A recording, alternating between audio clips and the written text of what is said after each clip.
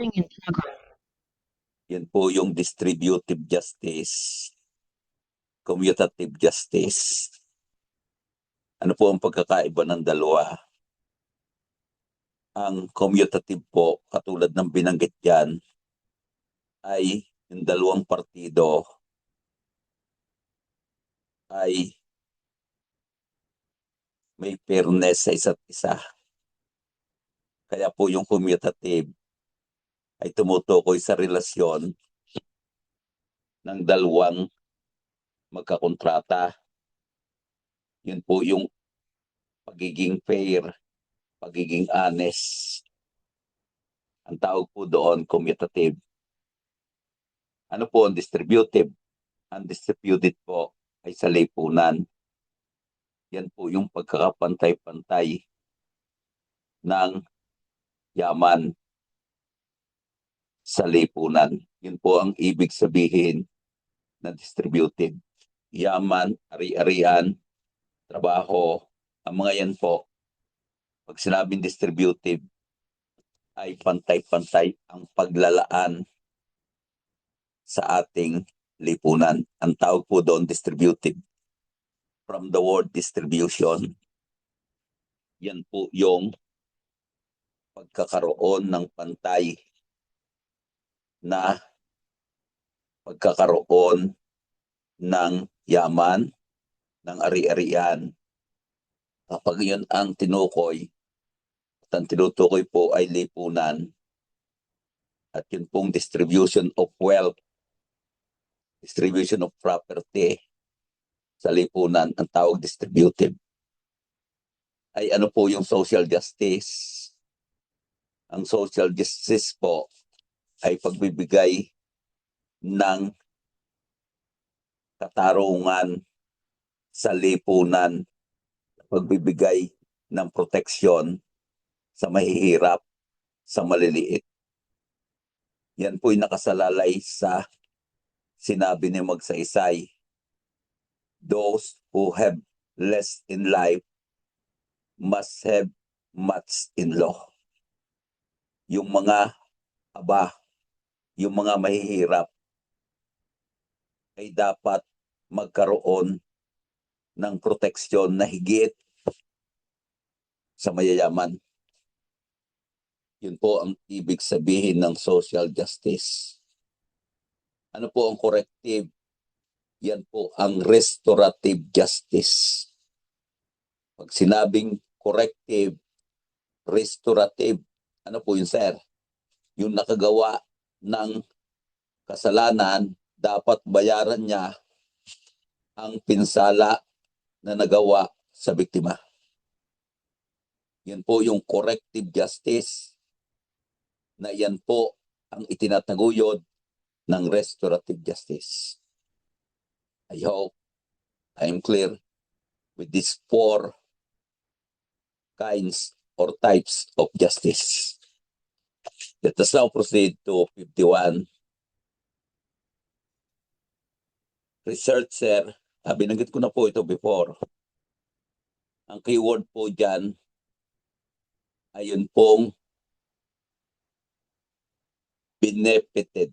Hindi ka makakakuha dyan. Kahit pasabihin natin, ibahin yung salita. Pagka po ang pag-aaral will be for the participants and less harm to them. More benefit, less harm to the participants. Ang tawag po doon, beneficence. Ano po yung ethical issue dyan? Ang ethical issue po ay yung baliktad. Yung more harm to the participants. Pagka po magkakaroon ng pinsala ang participants sa isang study or research, hindi po dapat payagan. Ang ang tawag po doon ay unethical. Unethical. Dapat po beneficence, not harmful to the participants. Alam natin yung confidentiality. Hindi dapat malagay ang pagkakakilanlan ng participants sa panganib. Dapat po magkaroon ng utmost confidentiality. Then, objectivity, meaning to say, ang study ay tutukoy lamang doon sa resulta niya. Hindi ito, bago pa mag-conduct ng study, ay mayroon ng gustong palabasing resulta. Pag sinabi nating objective, whatever be the result, it will be taken into consideration. There should be no subjectivity. Subjectivity is the opposite of objectivity. Subjectivity ay pumapanig ka sa gusto mong palabasin sa iyong study. Hindi po pwede yon. Transparency po means yung result should be open to everybody at hindi po mayroong binabawas ka, idinadagdag ka, or may tinatago ka. That will prohibit transparency. Any violation of this four will make the study unethical. Anumang paglabag sa apat na ito. Then, while interviewing ATCs, a panel member looked for section explaining how respondents were selected and how data were gathered. Ano daw yung chapter na yon? Methodology po yon. Methodology po yon. Nakalagay din po doon, after gathering, paano ang treatment? Paano ang treatment sa data? Kaya doon makikita kung anong gagamitin na formula in order to arrive at the results of the study. At the results of the study. Pag sinabi nating introduction, it is the problem in its background. Magsisimula yan sa general, pangkalahatan, hanggang i-focus yung lugar or area of the study. Kaya pwedeng magsimula sa buong bansa, papunta ng rehiyon, papunta ng probinsya, at papunta ng syudad kung saan ka magagawa ng study. Pwede rin tumukoy yan sa problema na pangkalahatan and then focus on your study. Kaya sabi, the problem in its background. At yun pong review of related literature are those literature which are related or which are part of your study. Yan po yung makikita sa libro, makikita sa internet sources, makikita sa dyaryo, makikita sa isang article, or sa anumang lathalain. Pag yun ang binanggit mo at ginamit mo sa iyong chapter 2, yan po ay review of related literature. They are divided into two, the local and the foreign literature. And then pag sinabi nating abstract, ito yung one paragraph results of your study. They are not indented. They are not indented. More or less, no more less than, or no more than 250 words. Yan ang tumutukoy sa major findings of your study. And then researcher stated that the study aimed to determine the factors affecting police performance. But all research questions discuss community satisfaction instead. Which research principle is violated? Yun pong alignment ng objective at ng research question. Ang objective mo ay factors affecting the performance. Pero yung iyong research question ay tumutukoy sa community satisfaction. Ano po yun, sir? They are not congruent. Pag sinabing congruent, hindi sila align. Dapat kung ano ang objective, lalabas yon sa iyong research question. Dito, ang iyong study, ang objective, ay to determine the factors affecting performance. Pero ang questionnaire mo ay community satisfaction. Kung sa kinelas, talipa, hindi sila magkaugnay. Then, criminologist interviewed. Pag sinabi po natin reliability, kahit sino ang gumawa ng study, isang lalabasan noon. Kaya nga po, objective. Whoever and whenever a study is conducted on the same matter, pag sinabi mong reliable, the same result shall happen.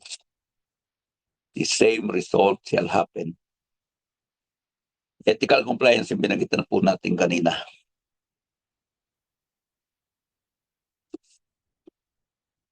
A criminologist interviewed former gang member.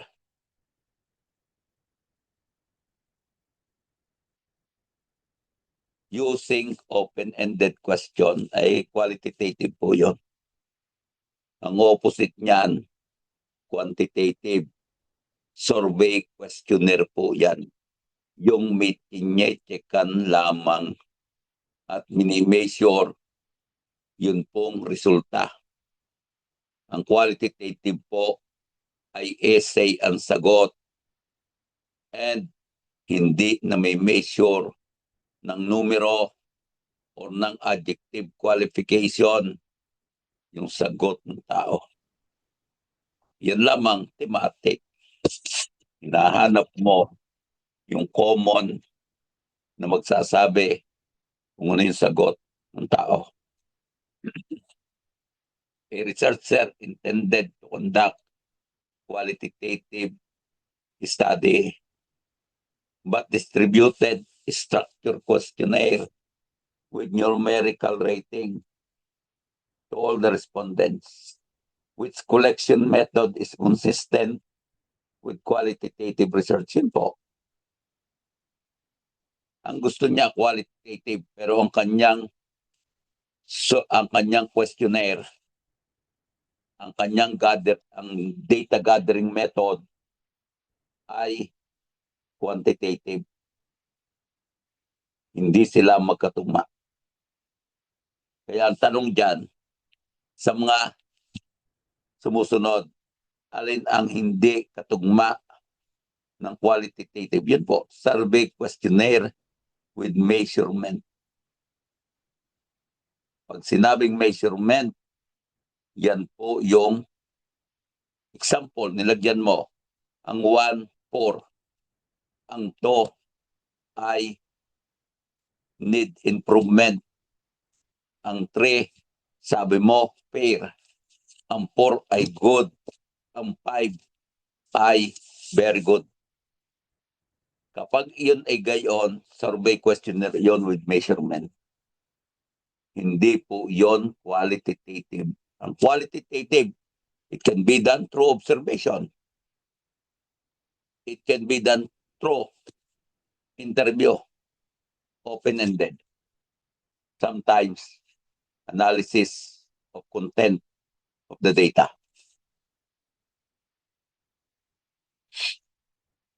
56. A study found that the police visibility increase in the community, reported crime incident decrease. What type of correlation best describe? Negative. Ang isa pataas, ang isa pababa. Negative yan.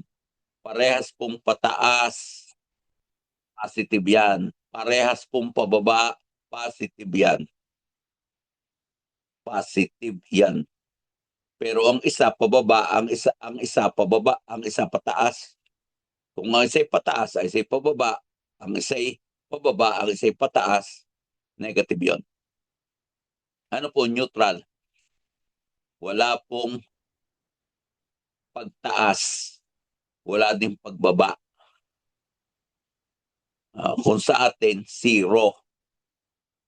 Yan po yung neutral kay correlation. No correlation ang ibig sabihin.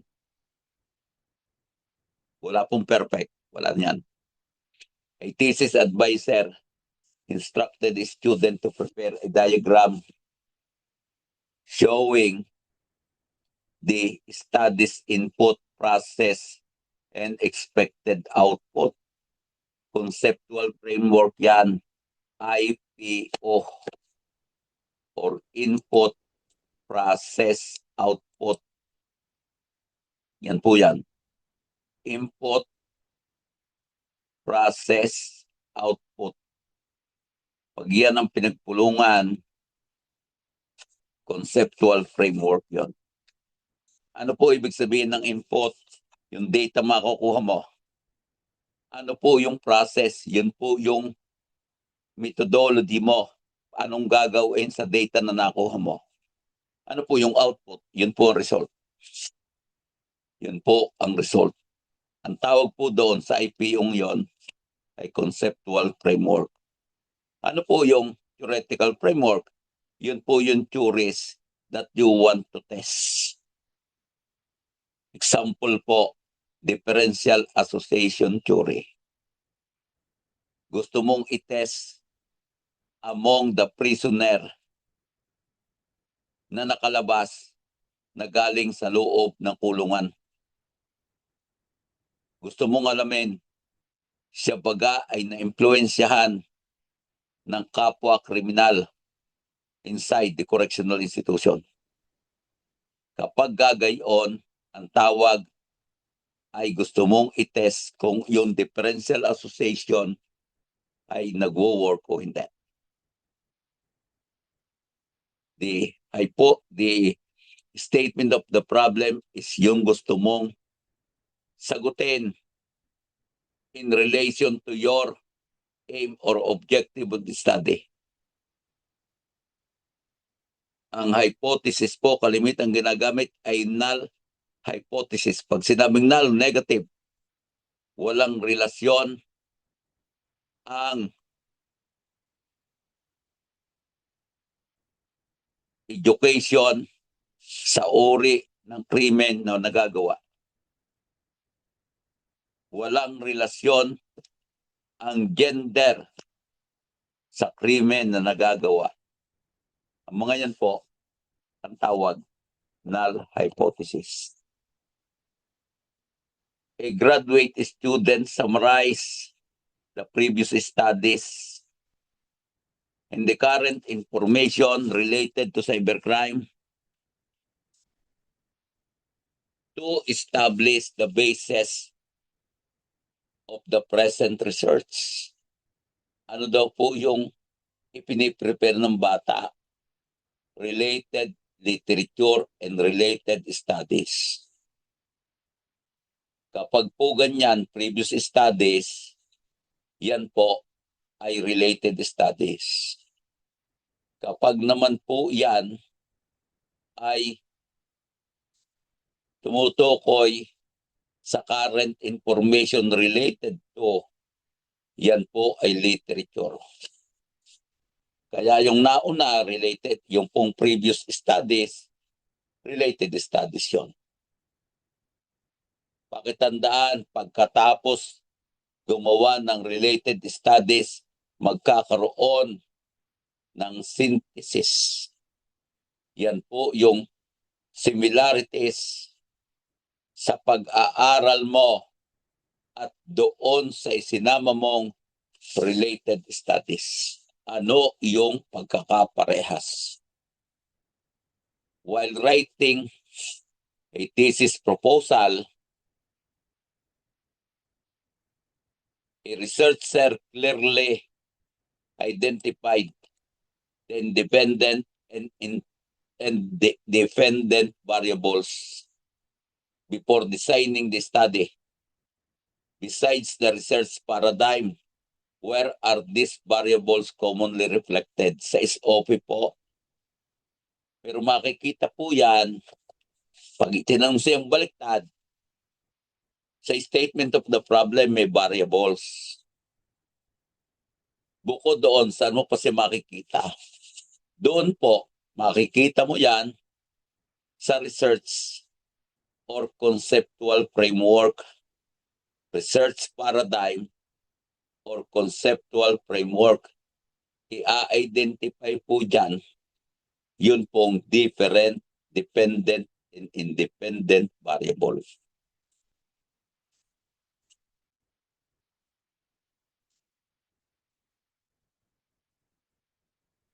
Then nakalagay po,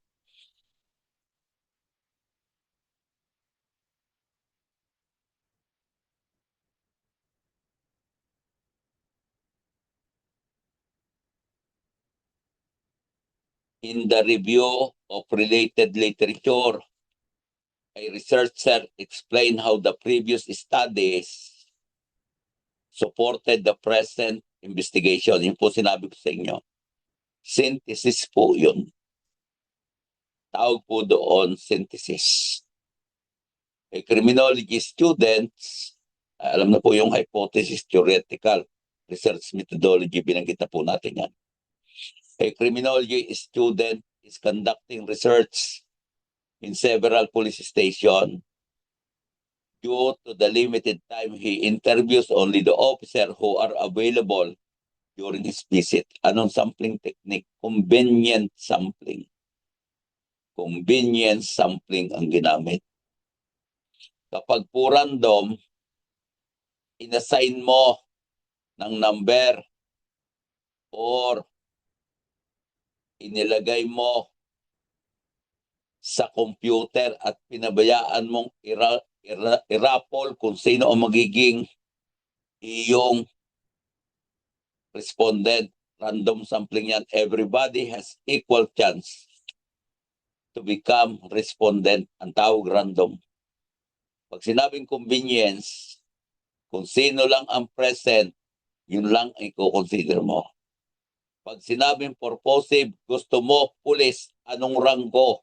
Sabi mo, staff sergeant hanggang executive master sergeant. Purposive yun. Purposive yun. Kasi yung pag-aaral mo ay tumutukoy sa mga nabanggit na ranggo ng police officer.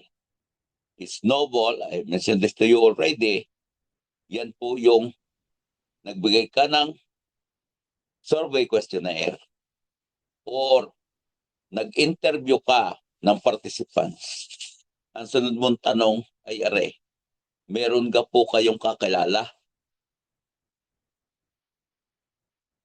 na siya po ay katulad din po ninyo ang senaryo o sitwasyon? Ay meron po, may kabarkada ako. Pabigay po ako na rin. Baka naman po yung kabarkada ninyo ay may kabarkada din na kasama din ninyo. Pakibigay po na rin.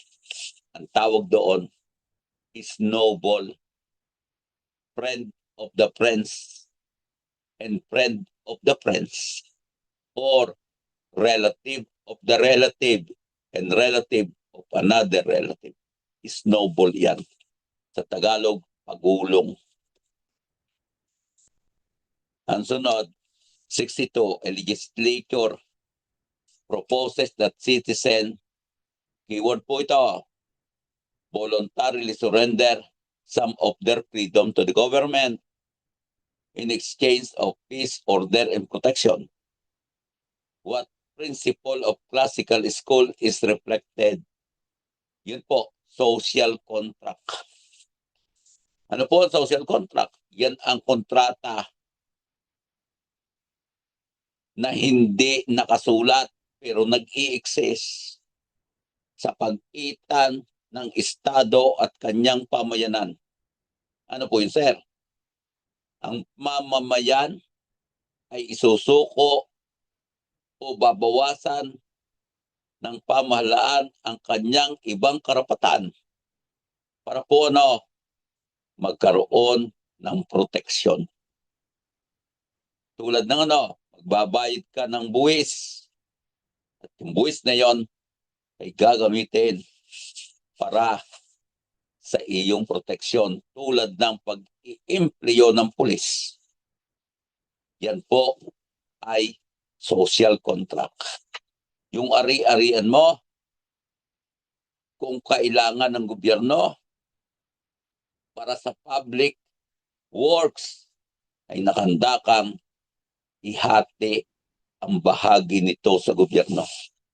Kapalit naman noon, ang proteksyon, ang kaayusan, at kapayapaan sa iyo bilang mamamayan. Yun po ang ibig sabihin ng social contract. Yan po'y hindi natin pinipirmahan, pero yan po ay isang prinsipyo na ibinigay ng classical school. You have to surrender some of your rights in exchange of peace, order, and protection. Tawag po doon, social contract. During criminology seminar, yung pong iba doon wala. Hindi po ugnay yun. During a criminology seminar, a professor explained that an offender's criminal behavior is influenced primarily by his developed character rather than absolute free will or biological determinism. Which school of thought best support this view? Ang ibig sabihin po niyan, yun daw pong criminal behavior ay nai-influensyan, pangunahing nai-influensyan ng kanyang na-develop na karakter rather than absolute free will or biological determinism. Ano doon tinutukoy doon?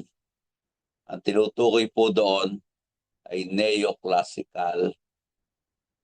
Yung tao, pagbata, wala pang developed character and therefore should not be held liable for an offense. Yan ang ibig sabihin. Pero kapag ang tao ay may sapat ng isipan, nakapag-aral, pwede itong magamit laban sa kanya as what? Aggravating circumstance. Yan po ay dulot ng neoclassical school. Pero ang neoclassical ay hindi inaabhor o hindi tinatanggal totally ang absolute free will or biological determinism. Ang biological ay positivist school of criminology. Positivist. Kaya po yan ay neo. Dahil kung yung positivist, hindi po yan. Sir, utilitarian school, classical po yan. Yung utilitarianism, yan po ang inintroduce ni Jeremy Bentham. Nagsasabi na ang tao is a hedonist. Ano po yun, sir? Kung ano at saan tayo makikinabang, doon tayo nagawi kasama ng ating kilos.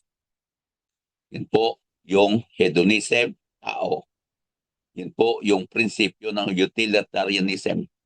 We act based on the benefit that we will receive from such action. The more benefits, the more that we will be inclined to do that act. Kaya po yung magkasama si classical at utilitarianism.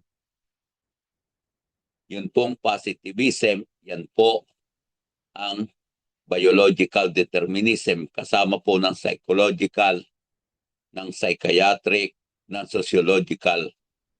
Sila po ang magkakasama sa positivist school. Kasama po ang biological concept. Shopping mall install CCTV cameras, improve lighting, and hire security guards. Despite this measure, crimes continue because offenders remains highly motivated. Which element is not considered, sabi po dyan, part of the crime triangle? Crime triangle. Hindi po kasama dyan ang desire of the offender. Hindi po kasama. Ang kasama po dyan, victim, opportunity, or situation. Pakitandaan po, I'm wrong. It should be the situation. Maliwanag po yan. It should be the situation. Ang hindi po kasama dyan ay situation. Yung desire or motivated offender, isa po kasi yan. Yung desire or motivated offender, yun po ay kasama. Yun pong suitable target. Nakalagay po yan. Suitable target. Opportunity. Yung opportunity ay yung kawalan ng capable guardian. And then, ang huli, motivated offender or the desire of the offender to commit crime. What is not part of the crime triangle is situation. I'm very sorry for that. A student intentionally wear unusual clothing in colorful hairstyles that violates school tradition but do not violate the law. His classmates criticize his behavior, which concept which describe his action, deviance po, deviance. Yun po yung kanyang ginawa. Pag sinabi nating deviance, yun po yung against the norms of the group, pero hindi naman paglabag sa batas. Ang tawag po doon deviance. Ang tawag po doon deviance. Pag sinabi nating crime, tumutukoy po yan sa violation of law. Pag sinabi nating tort, civil yan, hindi ang criminal. Nakapinsala ka ng karapatan ng iyong kapwa-tao na magdudulot ng pananagutan civil o pagbabayad. Misdemeanor po ay paglabag sa maliliit na probisyon ng batas. Yan po ang misdemeanor. Then, Carlos carefully planned and intentionally set fire to his competitor's warehouse to destroy the evidence. How is his criminal liability be legally classified? Yan po. Ang kaso, arson, yung isipin nyo, kailan magagawa ang arson? Through dolo or deliberate intent. Yan po ang deceit. Yan po ang deceit. Kung yan po ay hindi isang krimen ng arson, magkamali, dapat yan ang ginamit eh. Hindi po yan intentional. Hindi po ang kaso arson. It would be damage to property committed through what? Imprudence, negligence, or accident. Yan po ay opposite ng intentional. A man with severe drug addiction robs a convenient store to obtain illegal money. According to Conklin's typology, what type of robbers? Addict robber. Kapag po sa droga, sir, addict. Kapag po sa alcohol, alcoholic robber. Ay na po ang professional. They live through robbery or they are belonging to a group who specializes in the commission of robbery. Professional yan. Opportunistic robber, they commit crime because of extreme opportunity. Nakitang walang tao sa bahay. Opo, pwede. Occasional po, yan ang opposite ng professional. Ang professional, opposite yan ng opportunistic. Opposite yan ng occasional. Ang professional, with or without opportunity, they commit crime in regularity. Ay ang occasional po, sir, without regularity. Minsan-minsan sa Tagalog. Police investigator discovered that one robbery suspect committed crimes only during financial emergencies, while another treated robbery as long-term occupation. Yan ang professional. Ayun pong financial emergencies, yan po ang occasional. Kaya sabi dyan, what does concrete typology help investigators understand? Yun pong motives behind robbery. Anong factors or reasons that pushes one to commit robbery? Yun ang ibig sabihin ng motive. Yan ang ibig sabihin ng motive. Maria recently passed the criminologist licensure examination under 11131 and plans to join PNP. What is the highest initial? Pwede lang po siya, lieutenant. Pero yun po ay sa specialized service, hindi sa operation. Saan po yun, sir? Doon po sa crime laboratory. Kasi doon po pwede sa ilalim ng 6975 as amended by 8551. Doon pwedeng mag-lateral entry ang isang criminologist as forensic scientist. Sa iba, hindi. Sa iba, hindi. Ay, paano po yung iba? Lateral yon, hindi po yon. Ang ibig sabihin lateral, mula staff sergeant magiging lieutenant. Pero from civilian, bihira po yan, hindi nangyayari yan. Pero pwede po siyang mapa-appoint as police lieutenant and this is initial qualification. Paano po sir ang pare? Paano po ang doktor? Paano po ang lawyer? Police captain. Police captain. Pero hindi rin po yan pwedeng pumunta sa operation. Si lawyer sa legal service. Si pare doon po sa PCR, Police Community Relation. Hindi yan pwede sa iba. Then nakalagay po dyan, Police Major, wala po niyan. Police Lieutenant Colonel, wala po niyan. An investigator refuses to assume that suspect is guilty simply because of his facial appearance. Of course, physiognomy yan. Hindi ka pa na mumulat, physiognomy yan. Facial feature in relation to human behavior. Phrenology of craniology, shape of the head, skull. Yan ang ibig sabihin. In relation to human behavior.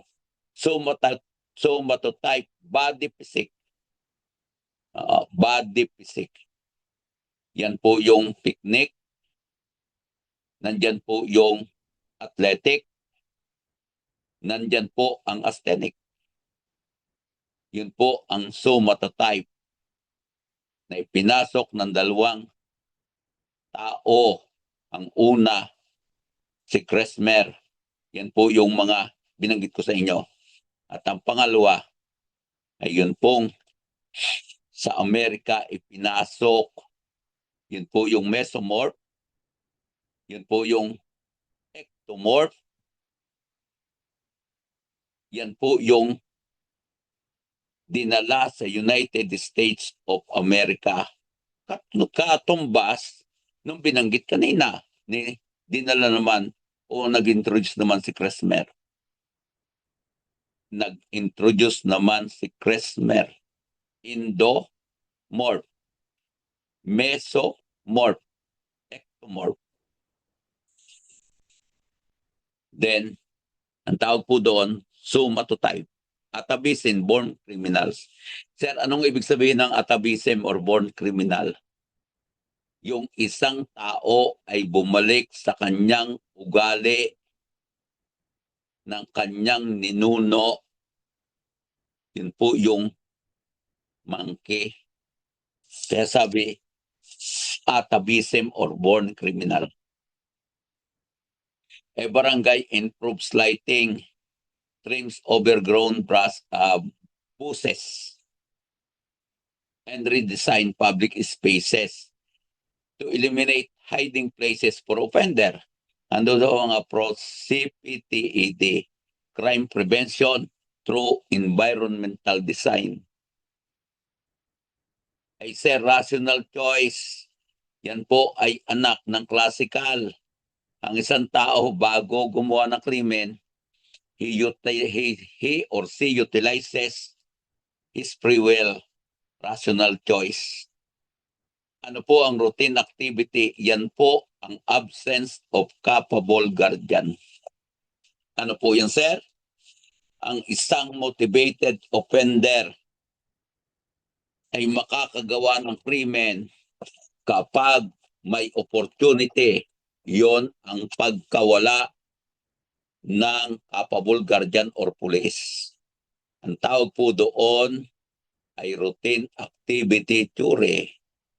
Ang broken window theory, yan po yung naging basihan ng crime prevention through environmental design. Ang broken window theory not necessarily meaning or does not necessarily mean nasira ang bintana.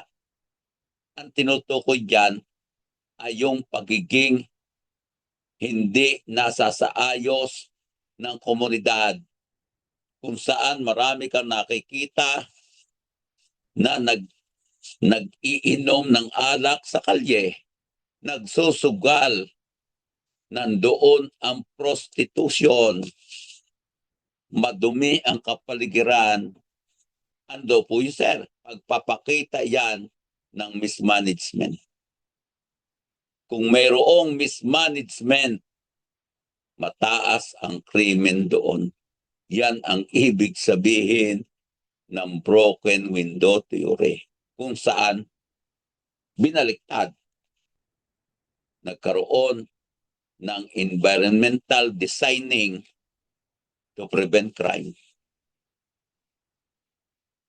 City official immediately remove graffiti, repair broken street lights, and clean abandoned building to discourage future criminal activity. Yan po, broken window theory.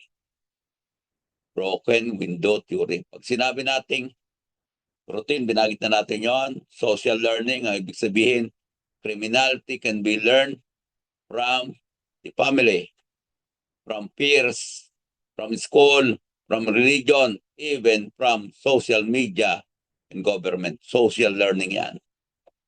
And then, pag sinabi natin conflict, ang tinutukoy dyan, yan po ay isang pananaw ng mga socialist na kung saan kaya nagkakakrimen ay sa kawalan ng equality. Ano po yun, sir? Distributive justice. Mayroong napakayaman at napakahirap.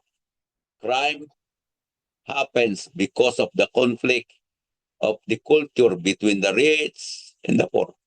Ang tawag dyan, conflict theory. Then 73, a subdivision is designed so that residents can easily observe parks, walkways, entrances from their homes. Ano, which crime prevention through environmental design principle is demonstrated natural surveillance. Kapag ang bahay sa kanyang bintana, sa kanyang balkonahe, makikita niya ang kabuuan ng kapaligiran. Ang tawag doon, natural surveillance. Kaya ang iba matatakot pumunta doon, gumawa ng krimen. Bakit? Kita po sila doon.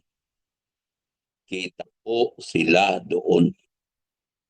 Pag sinabi, sir, access control sa CPTED, paglalagay po ng entrance and exit, paglimit ng dadaanan na papasok at palabas. Yan po yung access control. Ano po yung paglalagay ng security surveillance camera? Yan po ay isa ding uri ng surveillance pero hindi natural. Technological po yan. Pwede rin po yan, wala tayong problema dyan. Pero mas makaka-discourage po ang natural, yung kitang-kita ang lahat ng kapaligiran ng mga bahay na nakatayo doon sa isang lugar. Ang reason po, sa natural surveillance, magre-react agad ang community. Kasi kita nila kung may mangyayaring krimen o wala. Kaya ang possibility na mahuli mabilis. Ay pagka po security surveillance camera, ay di para pong nasa TV, huli ng CCTV, ay nasa nang gumawa, di nakatakas. Kaya po mas better ang natural surveillance. Pwede pong combination, opo, better. Sa lugar na hindi masyadong madaming bahay, pwede pong magkaroon ng security surveillance camera. Pero dapat po may nagmo-monitor, tao naman yung nagmo-monitor, para po makita nila kaagad-agad, makapag-react sila sa anumang mangyayari. A 15-year-old student begins copying the behavior and passion of his classmates to gain acceptance within his peer group. Which age group is most susceptible to this behavior? Period of adolescence. Yun pong nasa 12 hanggang 18. Yan po ang period of adolescence. Sila po yung susceptible na nakikita nilang ginagawa ng kanilang tatay, ginagawa ng kanilang kabarkada, ang pananaw nila tama. Kaya susundin nila ito. Susundin nila ito. Yung preschool, ay di yun pong edad 5 taon. Preschool po yun. 4 na taon.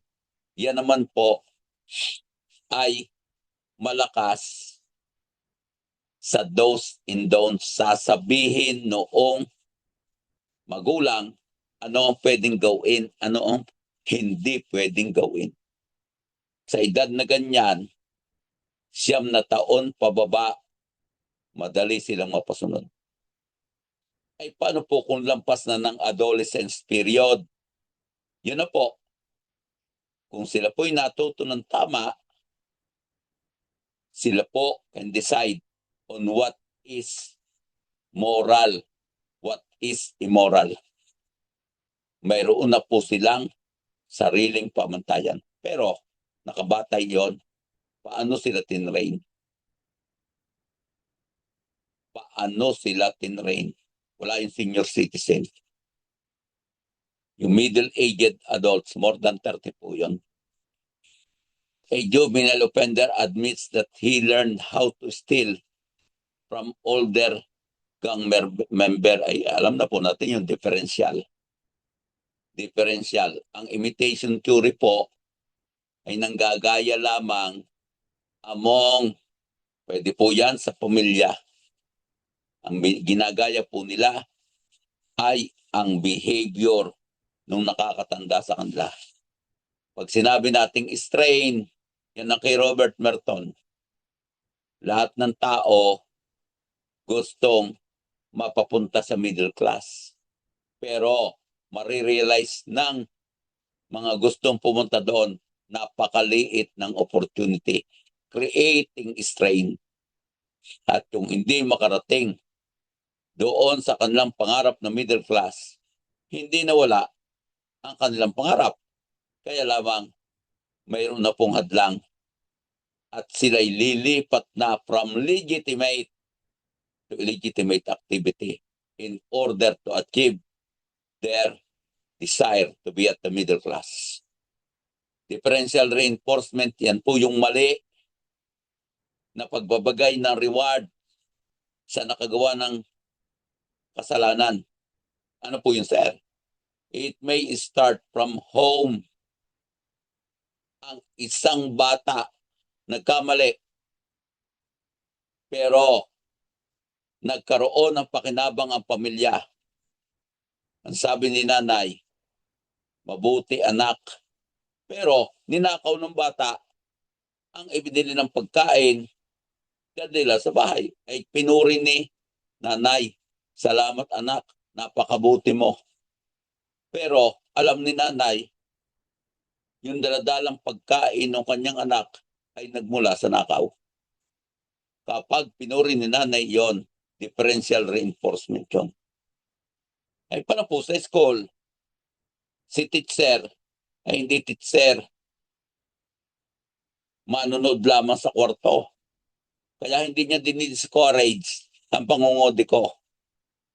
Nung mataas ang nakuha nung nangodi ko, pinuri pa niya.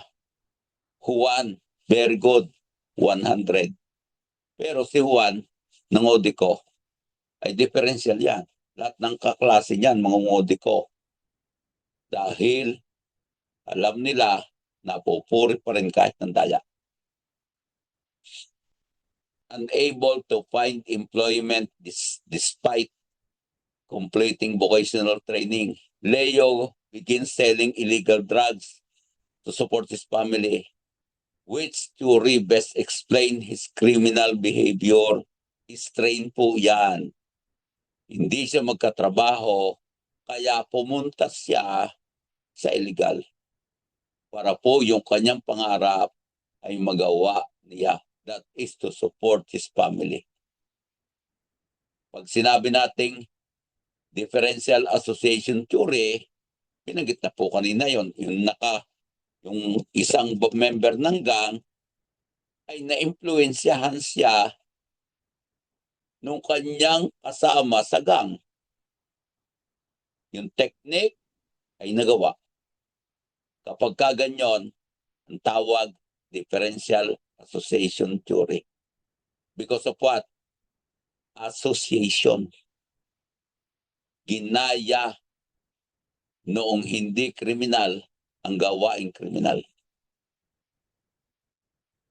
Ay kapag po imitation, wala po doong association, nakikita lamang niya.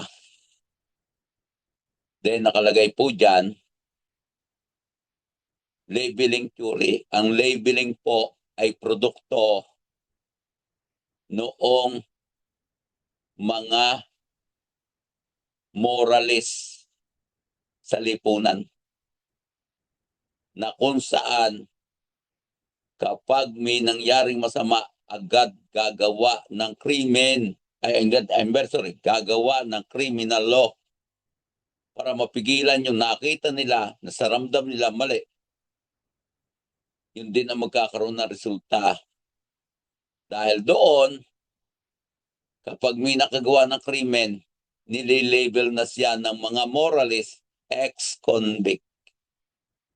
Yung pagsabi sa iyo na ex-convict, that is labeling. That is labeling. Kaya, na-label ka ngayon, life-changing events yun. Hindi ka na makakawala doon. Pag nag-apply ka, may tanong, have you ever been convicted of any crime? Sabi mo, yes. Inilagay mo rape, palagay mo matatanggap ka pa. Kaya, sabi dyan, life-changing events. Yan po yung resulta ng reactionary na paraan sa paggawa ng batas. Ang control theory po ay isang theory that prevents crime. Yan po yung isang theory na nagpapabawas sa paggawa ng krimen. A researcher spent 1 year observing rehabilitation center, interviewing staff and inmates, and reviewing official records. Keyword yung official records na yun. To understand rehabilitation outcome. Case study po yun. Case study po yun. Pag sinabi nating descriptive, uri yan ng anumang pag-aaral na binanggit na po natin kahapon, nagde-describe sa isang sitwasyon, sumasagot sa what, sumasagot sa who, sumasagot sa when, sa where, and how. Descriptive study yon. Pwede yang gamitin sa action research. Pwede yang gamitin sa applied research and other research. Basta tungkol sa description, ang tawag yan descriptive. Explanatory study, yan po'y isa ring uri ng pag-aaral. You have to explain bakit nagkagayon, bakit nagkaganito.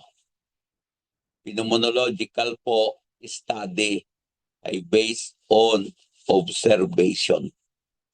Yan po yung phenomenological study. Research gathered 10 police officers to discuss the challenges of implementing community policing while moderator guides the conversation. Anong uri ng research instrument being used? Focus group discussion. Focus group discussion. Pagka-observation po, iyon lang tinitingnan from your viewpoint anong nangyayari doon sa senaryo yon. Kung yung tungkol sa experience, phenomenological yan. And then, experimental, cause and effect yan. Binanggit na po natin kahapon. Structured interview, uri po yan ng isang qualitative study na ang tanong pare-parehas sa lahat ng respondent. Ini-interview mo, pero yung tanong ay iisa sa lahat ng respondent. Ang tawag structured. Ayan na po yung unstructured. Wala kang sinusunod na guide sa pagtatanong. Nakabase sa sagot ang susunod na tanong. Unstructured yun. Graduate students develop a diagram. Binanggit na po natin yan. Basta may diagram, input, process, output, research framework yun. Then a researcher want to determine whether increased study hours are associated with higher board examination. Correlation po yan. Correlation po yan. Yun po ang tawag dyan. Yung bagang pagdagdag ng oras sa pag-aaral ay magresulta sa mataas na grade sa board exam. Correlation yan. A homeless individual is unable to focus on education because he lacks food and shelter. According to Maslow hierarchy of needs, anong wala? Psychological needs. Psychological needs. Pagka napunan mo yung physiological pala, physiological. Pag napunan mo yung tiyan mo, maliwanag po yan. Pag napunan mo yung food mo, napunan mo ang tirahan mo, tataas ang antas ng iyong pangangailangan. Pag walang physiological, yan ang food, yan ang shelter, yan ang clothing, hindi tataas ang antas. Bakit? Mananatili ka doon. Ang iyong satisfaction ay doon lamang sa food and shelter kasi kulang. A 17-year-old struggle to decide what career to pursue and question his personal beliefs and identity. According to Erikson, ano yan? Adolescence period. Adolescence period. Yan po, nagde-decide na siya, pero mayroong struggles, nagkakaproblema siya on how to decide.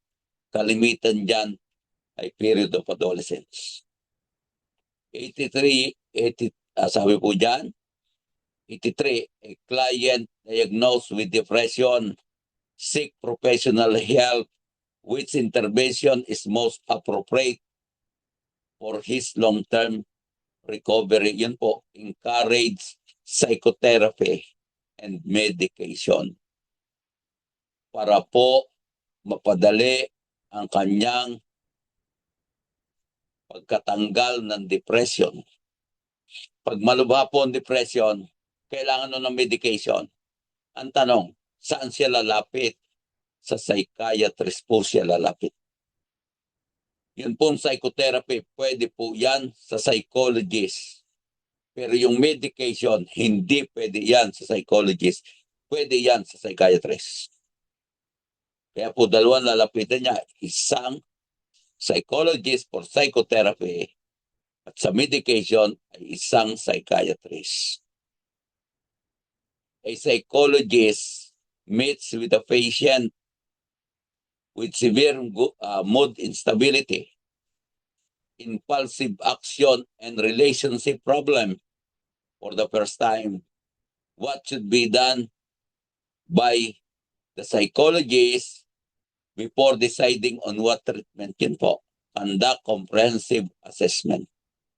I-assess muna to determine the real problem so that the intervention will be focused on that specific problem at hindi nanghuhula. A college student frequently attend late night parties, accept rides from a stranger, and often walks home alone according to lifestyle exposure theory. What increases the student risk of victimization? Yun po, social activities and routine lifestyle. Kaya po sa victimology yan, bakit ang isang tao ay nagiging biktima ng krimen? Yan po, lifestyle theory. Kung malimit ka sa inuman, lifestyle yan. Malapit yan sa trouble. Kung ikaw ay malimit sa sugalan, lifestyle yan. Kung nagpapagabi ka kasi nagbabar ka, lifestyle yan. Yun ang dahilan bakit ka nagkakaroon ng increase na potential victim. Sa pag-aaral po yan, victimology. Several bicycles are left unlocked outside a shopping mall without any security personnel. Later, several bicycles are stolen. Ano daw ang theory? Ano daw yung best illustrated theory? Yun po, absence of capable guardian. Absence of capable guardian. Ano po yan, sir? Ang theory dyan, routine activity theory. Routine activity theory. Yan po yung theory dyan. Pero bakit nagkaroon ng krimen? Yun po, absence of capable guardian. An online scammer send fake investment link through social media platform because the intended victim frequently use this application and readily respond to messages. Which demographic is increasingly target? Yun po, young and adult. Maliwanag po ha? Young and adult. Malimit yan. With high social media usage.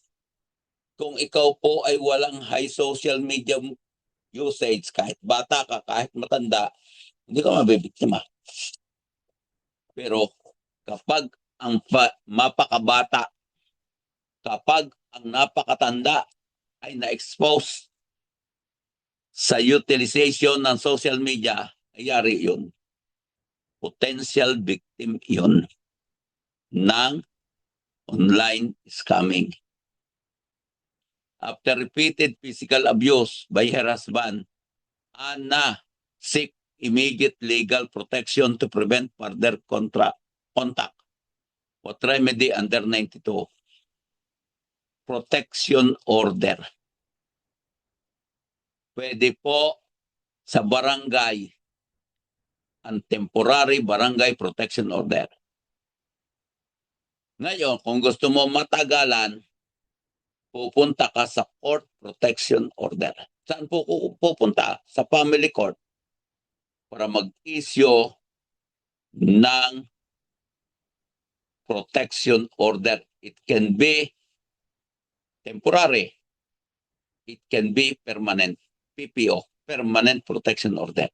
Pag po sa barangay, temporary lang yun, TPO, Temporary Protection Order. Yun lamang ang pwedeng i-issue. Pwede ka pong ayusin ni barangay kapitan ang kaso sa 9262, bawal po, hindi yan po niya sakop. Ang pwede niyang lamang i-issue, ayun po, Temporary Protection Order. Pwede po yon. Pero kung gusto pong permanent, sa hukuman po pupunta sa family court. A witness to high-profile corruption case received repeated death threats after agreeing to testify under 6981, the Witness Protection Program. Ano ang pwedeng gawin sa kanya? Yun po, ilipat siya sa Witness Protection Program. Ano po pagka Witness Protection Program? Nasa secured facilities po siya operated by the government. Sino po ang in charge sa Witness Protection Program protection? Yan po ang National Bureau of Investigation. Sila po ang mayroon doon na responsibilidad. A witness applying for WPP or Witness Protection Program is found to have deliberately provided false, madidisqualified po siya.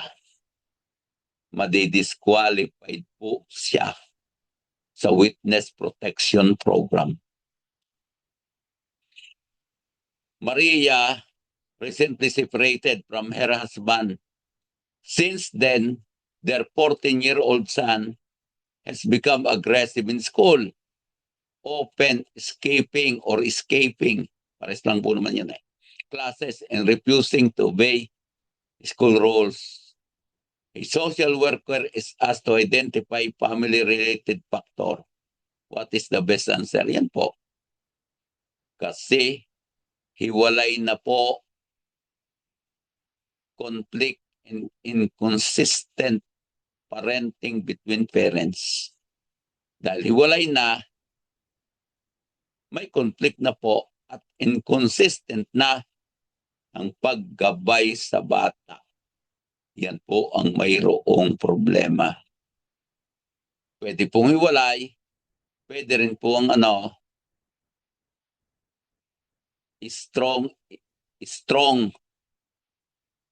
sabi po doon, or lack of strong emotional support from the parents. May problema ang bata, hindi naman tinutulungan ng magulang. Yung lack po yun, hindi strong.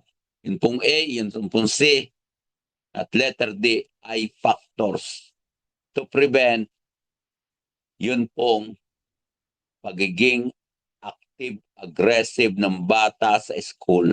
Yun pong mga bata na social aggressive sa school, sila po yung mga law violator or school rules and regulation violator. Joshua, 15-year-old learner, diagnosed with autism disorder, is repeatedly excluded from his classroom activities because his classmates believe that he cannot participate effectively. His teacher also failed to intervene. Ano daw yan po, sir? Child discrimination. Child discrimination. Pag neglect po, yun pong hindi ibinibigay sa kanya ang kanyang pangangailangan. Neglect yun. Exploitation, pinaglalaruan, pinagsasamantalahan. And child abuse may be physical or psychological. A police officer apprehended 16-year-old suspect for serious physical injuries. The child claims to be minor, but he has no identification or birth certificate. In accordance with the Juvenile Justice and Welfare Act, ang dapat gawin ng police, resolve the doubt in favor of the minor. Dapat igalang ng police yung sinabi ng bata na siya ay minor. Maliban, mayroon siyang ebidensya to prove na yung sinasabing minority is not true. sa ilalim po ng Supreme Court Administrative Circular or Order. Yun po ang sinabi niya, lahat ng bata who claims to be minor in the absence of proof, they have to be presumed to be minor.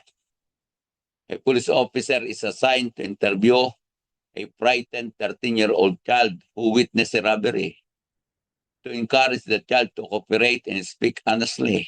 Ano daw ang dapat gawin? Yun po, report. Patulad din niyo po yan sa matanda. Wala nang pagkakaiba yan eh. Magkaroon ng magandang relasyon at tiwala ang bata sa pulis sa pamagitan po na friendly and non-threatening approach. Dapat nga nakasibilyan para po ma-develop ang tiwala ng bata sa pulis. A 15-year-old child who committed theft successfully completed a community-based intervention program before returning to school and family life. Social worker conduct counseling, family conferences, and educational support. Ano daw po yan?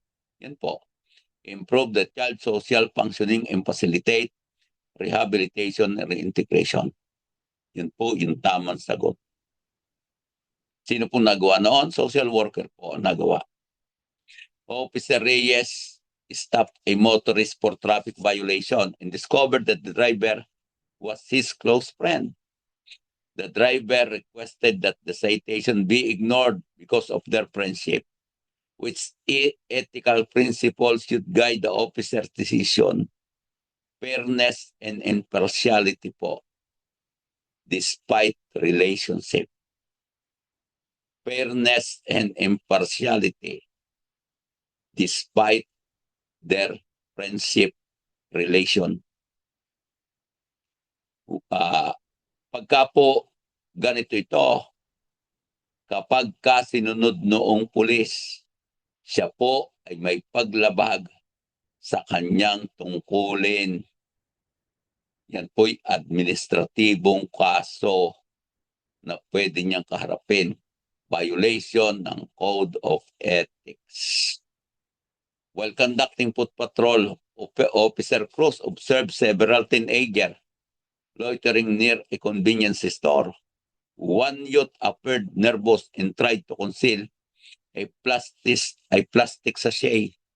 Before taking further action, Officer Cruz calmly introduced himself, spoke respectfully to the group, and addressed the situation while observing their behavior. Which principle of ethical policing is best demonstrated? Yan po. Building trust to respectful engagement while maintaining vigilance. Yung pong trust, yung pakikipag-usap niya na kalmado at yung paggalang niya sa mga kabataan. Ano pong vigilance? Yung kanyang pagiging observant sa sitwasyon, sa behavior ng mga bata. Yun po ang ibig sabihin ng vigilance. A newly appointed municipal employee is about to take his oath of office. During the orientation, she asked why public servants are required to take the oath before assuming their duties. Ano daw ang pinaka-most appropriate explanation?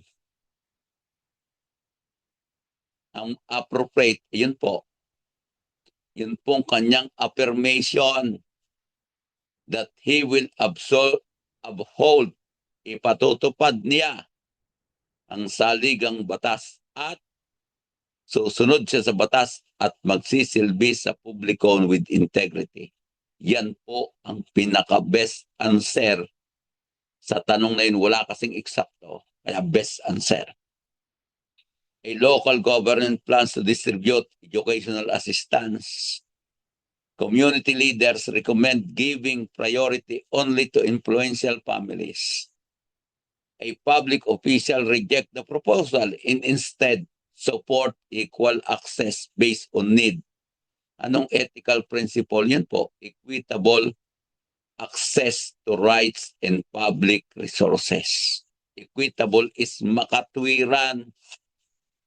Pag sinabing equality, pantay, equitable is makatwiran.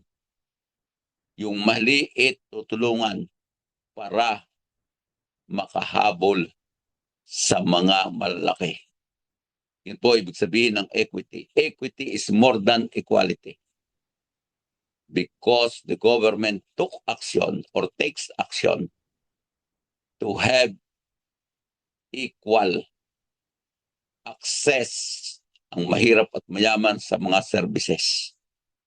Two neighboring families have been arguing over a property boundary. Instead of filing court case, immediately they agree to undergo mediation before the barangay. What characteristics of mediation is best demonstrated? Yun po. Cooperation and encourages mutually acceptable solution. Kapag sila nagpailalim doon, mawawala ang kanilang pagiging magkagalit. Magkakaroon sila ng tulungan at yan po, magkakasundo sila kung anong solusyon. Hindi ang gumawa ibang tao, kundi silang dalawa kapag sa barangay ito ginawa.